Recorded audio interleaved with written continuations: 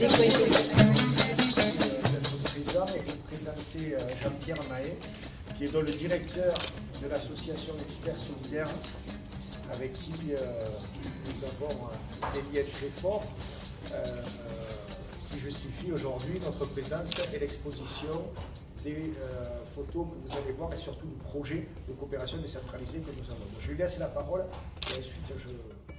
Bon, ben merci Monsieur le maire, merci à tous d'être venus ce soir. Donc je fais de l'impro, hein. Donc je vais vous dire un petit peu ce qu'il y a un peu derrière toutes ces belles photos et cette exposition. Donc avant tout, je tiens à remercier l'équipe de Marseillan qui s'est investie dans ce projet avec la commune rurale de Niit, dans la vallée de l'Arguenne au Maroc. La vallée de l'Arguenne est située au sud-est d'Agadir, dans la province de Taroudan.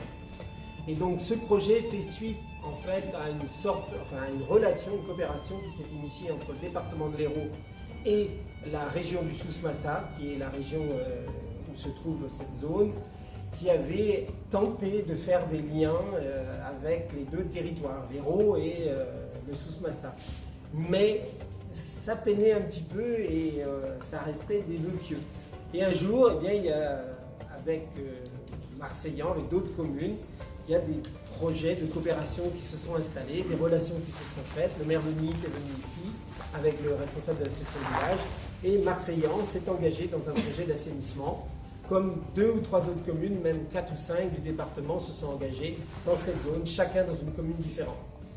Alors, je tiens spécialement à remercier les gens de Marseillan parce que, en dehors de ces projets qui ont une utilité, puisqu'il s'agit de donner de l'eau et d'améliorer l'accès à l'assainissement des populations de ces villages, qui sont des villages de montagne, l'équipe de Marseillan a su montrer une relation directe, pragmatique, simple, par email, par Facebook, avec la commune de Niit et les habitants de Niit. Et j'espère qu'elle continuera. Donc plus précisément, en ce moment, on est sur, entre Marseillan et Niit, un projet d'assainissement. Donc on évacue les eaux usées et on les traite dans un système de filtres plantés de roseaux. Et l'eau qui émanera de ces filtres, une fois traitée, sera utilisée pour faire de la réutilisation pour des arbres fruitiers. Alors, j'en profite pour présenter donc mon équipe qui est là, hein, toutes les jeunes filles qui sont là à droite. Serge Miquel qui vient d'arriver, donc qui a été au département à l'initiative de ce projet et qui maintenant, ici, hein, Serge, et qui maintenant est expert pour nous dans le projet. Donc il fait des allers-retours, il fait des conseils au maire de la vallée. Et je présente Rodolphe qui est derrière, qui lui a fait la plupart des photos que vous voyez là et qui n'a pas son égal pour faire des belles photos, des portraits et nous faire vivre ou nous faire vivre ce qui sont les couleurs et les douceurs de la vallée de l'Arguenne. En fait, l'idée de la présentation des photos, c'était de vraiment partager avec la population de Marseillan la vie des personnes de la vallée de l'Arguenne. Parce qu'en fait, l'idée, c'était de se dire que Marseillan est impliqué dans cette coopération, elle la soutient financièrement, techniquement, les élus sont impliqués, mais l'idée, c'était que les personnes, la population de Marseillan, soient au courant de ce qui se fait et surtout de comment vivent les personnes de la vallée de l'Arguenne afin qu'elles puissent voir voilà, pourquoi est-ce qu'on investit là-bas, pourquoi c'est important de travailler sur l'eau avec eux et puis de voir un peu la vie de ces populations qui est vraiment très très différente de la vie des Marocains de Marrakech ou de Casablanca. C'est vraiment complètement différent. Donc c'était vraiment très important de mettre ça en avant.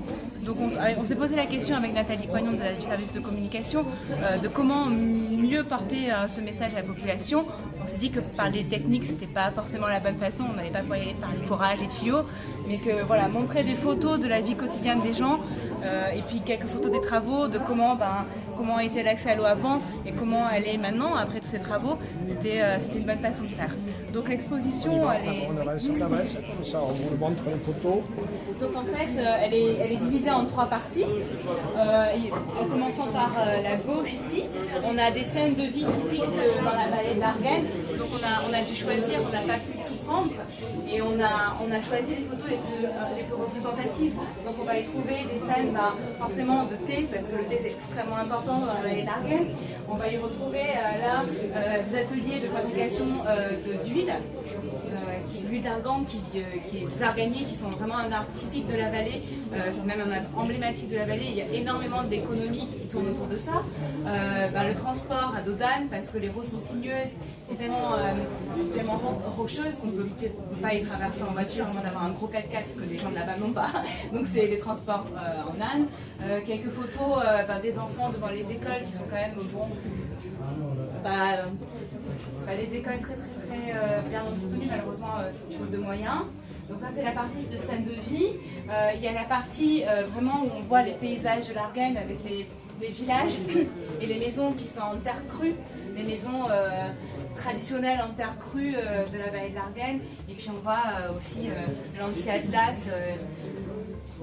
absolument magnifique, quelques photos des oasis.